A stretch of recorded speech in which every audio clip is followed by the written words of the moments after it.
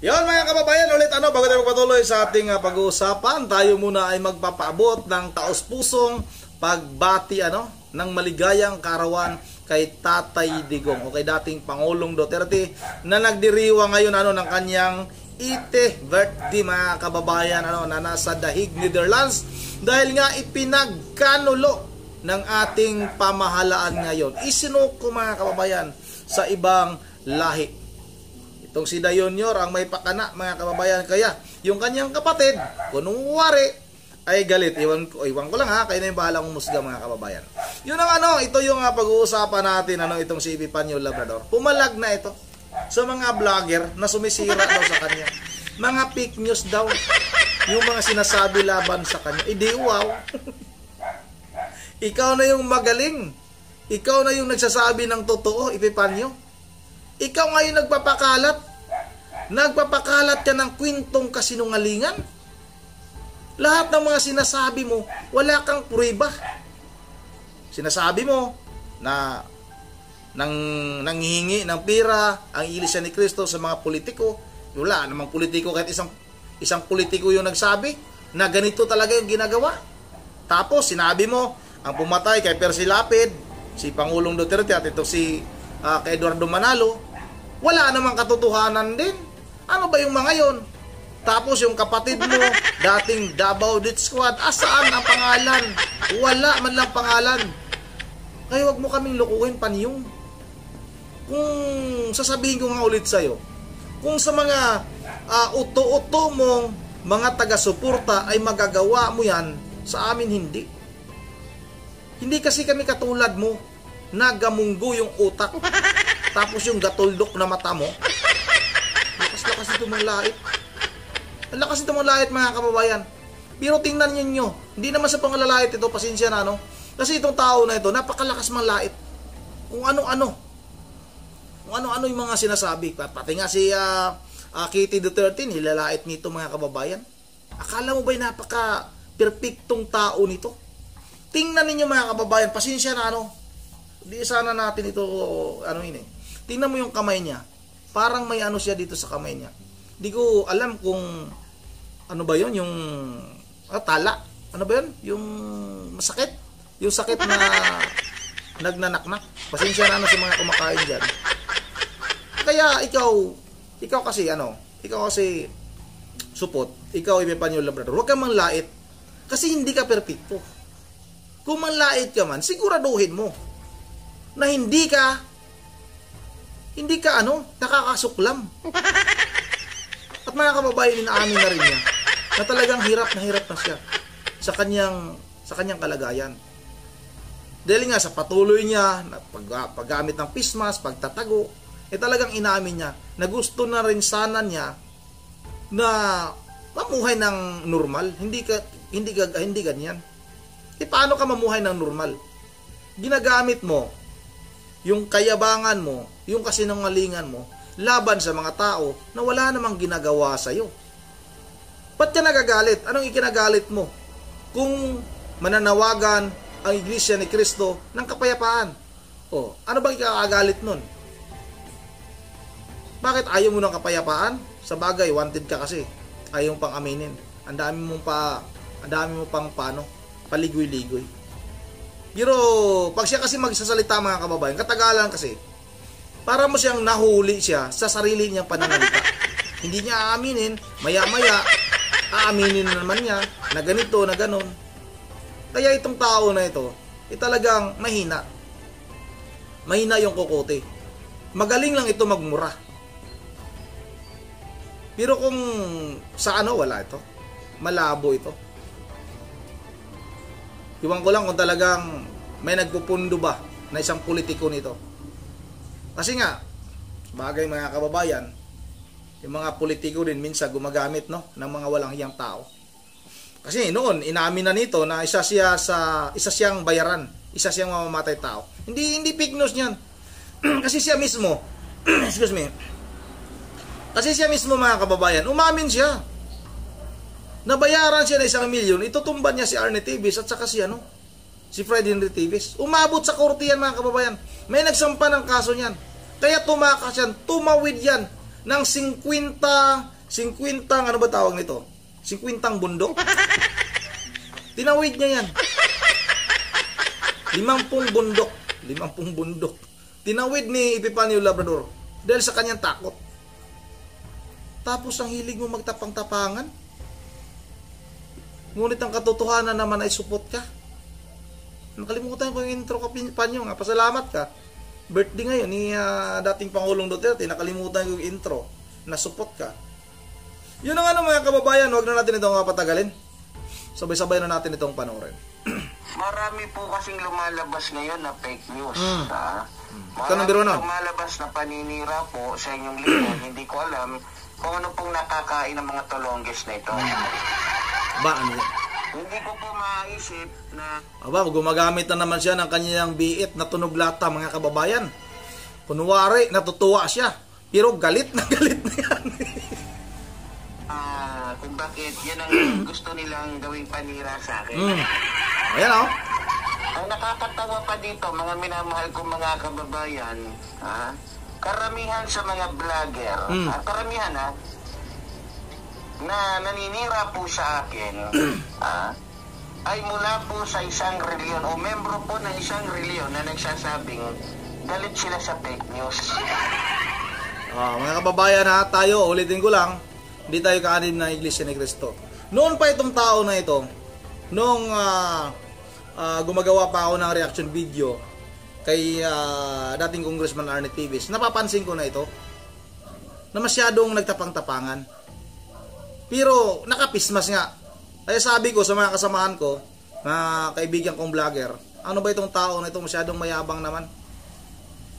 Masyadong kunwari matapang magsalita. Kung matapang yung tao na yan, sabi ng mga kasamahan kong vlogger din, kung matapang talaga yan, hindi yan nagtatakip ng muka. Kasi, kung totoong para ka sa bayan, para ka sa mga kababayan natin, tatanggalin mo yung pismas mo. Hindi yung nagtatago ka. Hindi mo maituturing mga kababayan na isang matapang na tao yan. Hindi mo masasabi na para yan sa mga Pilipino, para sa taong bayan yan, para sa bayan. Hindi yan. Nagkukunwari lang yan. Kaya sabi ng mga kasama ko, titirahin mo, Lods.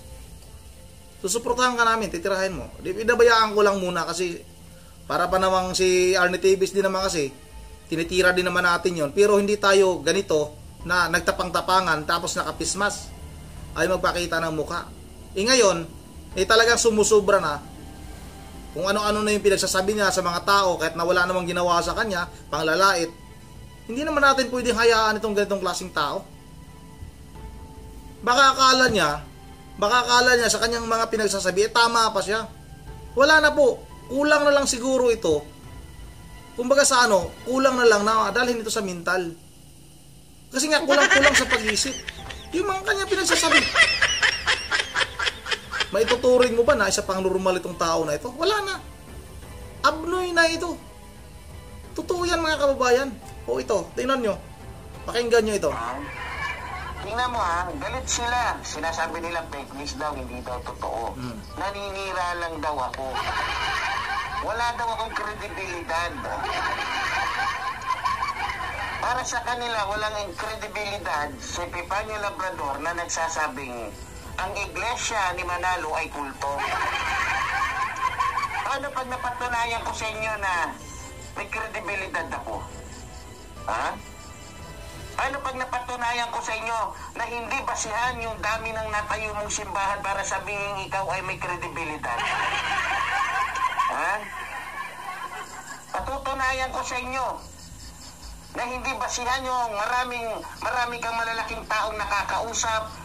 Hindi yun ang basihan Anong basihan? Marami pumupunta sa iyo kasi sabi ng ibang vlogger, meron akong napanood na kung titignan daw ako kay Eduardo Manalo, malayo. Talagang malayo dahil nasa Quezon City siya. At nasa Mindanao naman ako. Malayo. Pangalawa, ba't kami malayo? Unang-una, Mongoloid yun. Yan ako nasa katinuan ako. Nagsasabi ako ng totoo, patutunayan ko sa inyo yan. Sige na, patunayan mo na. Ako nasabi yan, ha? Ano yan? Alam po ng ating mga subscriber yan. Ano yan? Pakita mo. Wala daw kredibilidad. Wala naman talaga. Labrador. Kesyo, ito nga nakakatawa eh. Ano yan? Pero mo ba naman, ginawa nila ako ng issue. Na ano? Ginawa nila ako ng kwento. Na? At ang nakakatawa pa dito, iba-ibang pangalan ang lumalabas. Ano yon? At yan ay sinasang-ayunan at binibigyang diin ng mga membro ng iglesia ng Diablo.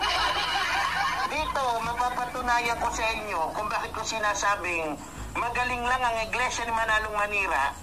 Magaling silang magsalita, manira ng ibang tao ng reliyon. Pero pag sila, kahit totoo yung sinasabi mo, magagalit.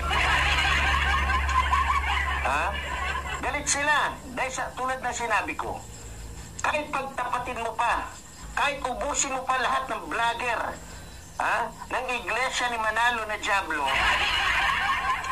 walang pwedeng itapat kay Epifanio Labrador. Dahil unang-una,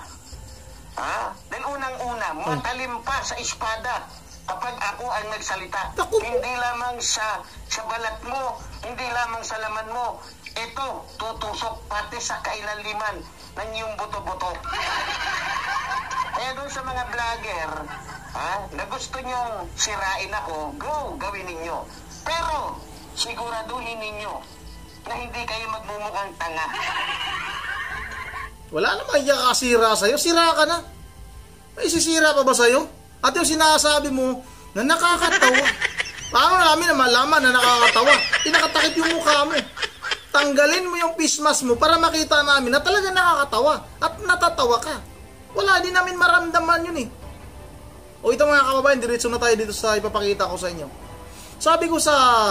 Sinasabi ko na huwag tayong manlait. Huwag tayo napakasama mga kababayan. Yung nang lalait ka. Dahil nga, lalong-lalo na, hindi ka naman perfecto. May kapintas-pintas pala sa'yo. O pasensya na, ito. Dito tayo banda. Yung isang pastor, ito tayo banda. Yung ngipin. Natalo lang sa debate yung ministro. Pag uwi ng pastor, wala nang ngipin. Tignan mo, grabe yung pambiwintang. Habang sila ay nagdidebate dahil lang natalo sa debate, pag uwi ng pastor, hindi na maintindihan kung damit pa ba yung damit niya. Di ba? Ganon sila kalupit mga kababayan ko.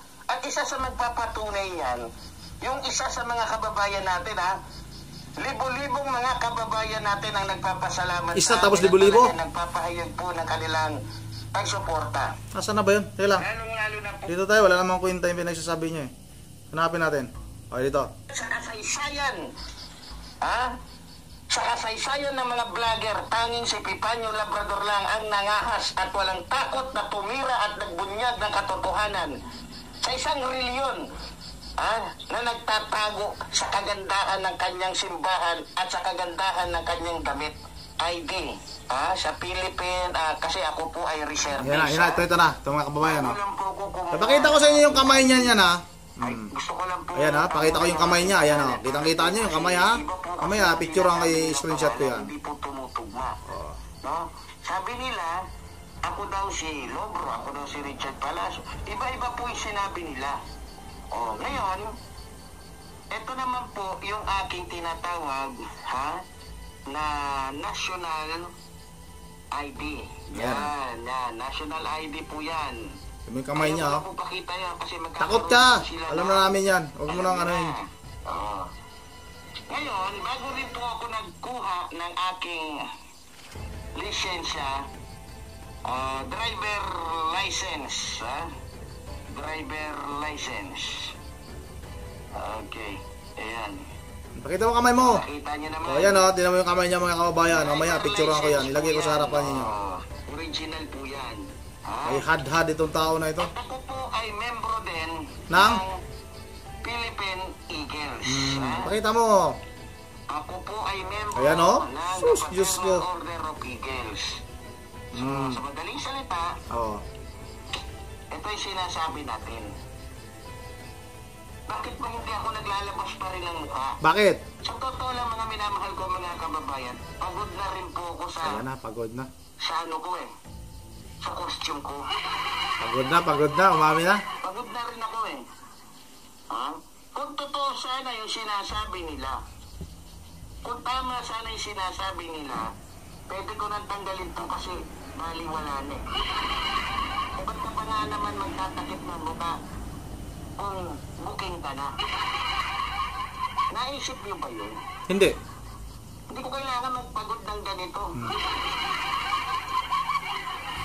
Marami po ang lumalabas ngayon. Yun ang ano mga kababayan, patayin na natin ano. Yun ang ano mga kababayan ano, may na-screenshot na ako dito eh. Yung sa kamay niya. Ito, nakikita ko lang na para siyang may hadhad siya. Tapos napakalakas. Hindi naman sana natin papansinin ito.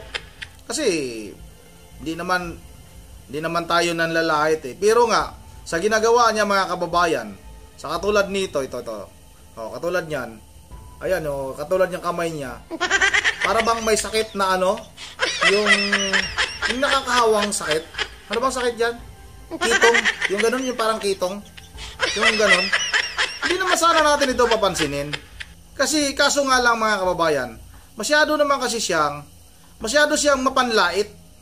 Hindi naman siya perpektong tao eh. Tapos ayan oh, ito yung klarong-klaro. Tingnan niyo. Oh, tingnan niyo. Oh, ayan oh. Tingnan niyo yung kamay niya. Ayan oh, ayan oh. Oh, ayan oh. Oh, nakikita niyo yung puti-puti. Parang ano, parang kitong.